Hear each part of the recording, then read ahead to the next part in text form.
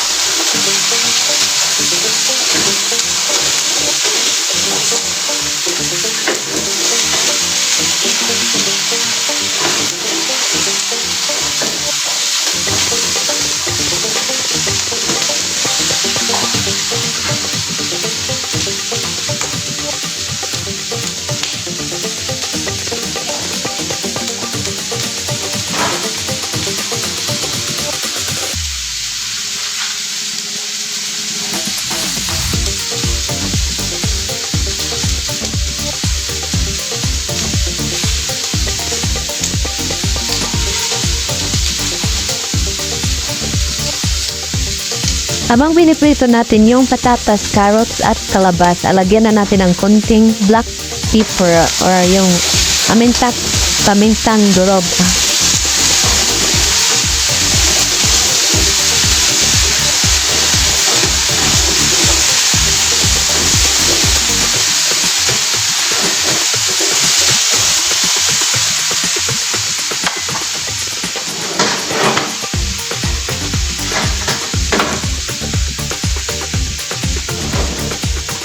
So, naiprito na natin lahat ng mga ingredients. Hindi naman yung pritong-prito lang talaga. Kailangan mo natin magkaroon siya ng kunting aroma na yung pag nagpiprito tayo ng mga diba? Kaya, ayun. Nagsalang na ako dito na yung kawali na paglalagyan. Pagkasama-samay ko na lahat yung ingredients ko dito. So, ayan, pinainit ko muna yung kawali. Tapos, pag mainit na yun, lagyan natin ng kunting mantika lang. At pag mainit na yung ating mantika, i-spread lang natin at dyan para hindi masyadong madikit yung ating mga produkto dyan sa kawali. Kasi konti lang na mantika nilagay natin, tapos ayan, igisa natin yung luya hanggang sa lumabas din ang kanyang aroma. Pag vegetarian kasi lang talaga ang kanilang ricado, luya. Hindi sila gumagamit ng sibuyas at bawang. Ang pinaka-ricado nila is luya talaga, tapos kaminta, yun lang. Yan lang ang ginagamit nilang ricado pag purong vegetarian. So, lagyan natin ng kunting asin.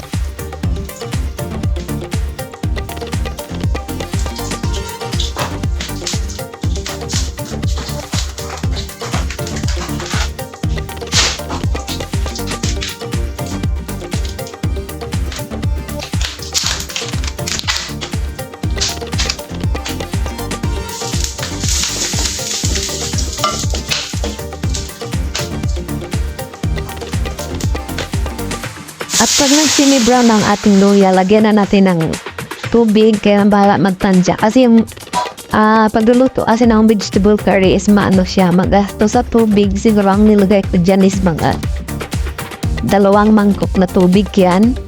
Tapos pakuluin muna natin. Pag kumulo na is ilagay na natin yung ating curry paste. Kasi masyadong malagkit yung ating curry paste, kaya kailangan natin siyang pakuluin muna dyan bago natin ilagay yung gulay. Or depende na rin sa inyo kung paano niyo i-proseso yung pagluluto nitong curry paste or pag nagluto kayo ng curry. Basta ako ganyan yung ginagawa ko.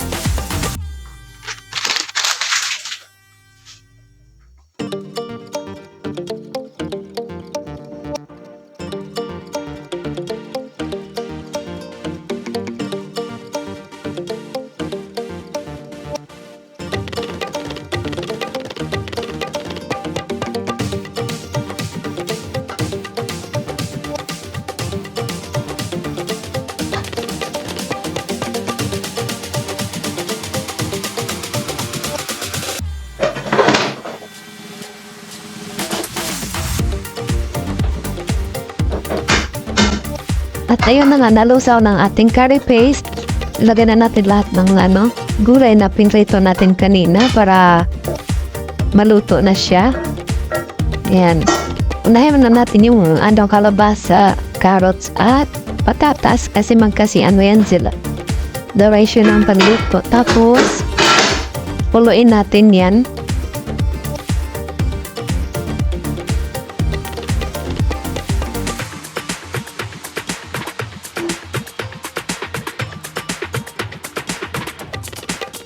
Yan, pag nagluluto pala kayo ng curry is huwag nyo lakasan yung apoy. Alala lang tayo sa apoy kasi pag nilakasan nyo apoy, mabilis matuyo yung ating curry paste or parang siya, basta matutuyo. Tapos okay na, napakulo na natin yung kalabasa, carrots at patatas. Ilagay na natin yung tofu at saka yung mushroom yung fresh mushroom. Yung dried mushroom natin is ang huli natin ilagay yun kasi pangdagdag ng aroma yun pag vegetarian pala is yung parang pampalasa nila is mushroom, ganon, dried mushroom at saka yung itong fresh na mushroom pinirito mo yan siyang sarap. Yung patiyuin mo talaga siya kasi para siya naglalasa ng kalasa siya ng chicken. So, yan na nga guys. Ilagay na natin yung iba pang ingredients. Nilagay ko na yung corn kernel, green beans at saka yung broccoli. Tapos nilagay ko na rin yung gata. Kasi luto na yung ibang ingredients natin. Broccoli kasi is mabilis lang din maluto yan. Kaya hinuli ko siyang ilagay kasama ng gata. Yung gata kasi pag nilagyan natin ng manga is mag-over din yung gata. Tapos parang mamantika na masyado yung ating ginawang vegetable curry. Kaya ayun, hinuli ko siyang ilagay din paano na siya. Patapos na yung ating pagluluto.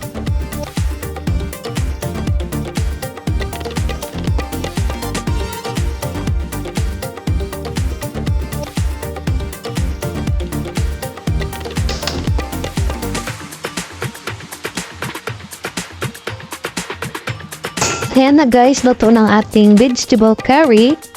At ilagay na natin yung ating piniritong kanina, dried mushroom. Kasi yun nga sa nasabi ko, yun yung dagdag aroma natin para mas masarap ang ating vegetable curry na walang karne. Ayan. So ready na ang lamesa guys at kakain na tayo. Thank you for watching until my next video here on KTV Mix Vlogs. Thank you for the love and support.